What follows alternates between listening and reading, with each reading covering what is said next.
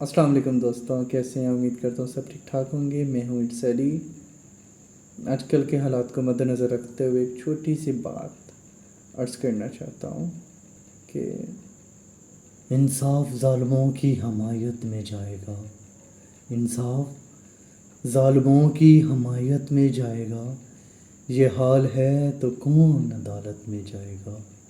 انصاف ظالموں کی حمایت میں جائے گا، یہ حال ہے تو کون عدالت میں جائے گا۔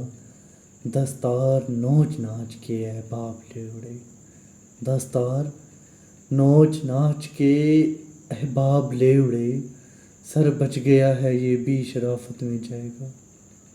دوزخ کے انتظام میں الجھے ہیں رات دن، دوزخ کے انتظام میں الجھے ہیں رات دن، دعویٰ یہ کر رہے ہیں کہ جنت میں جائیں گے۔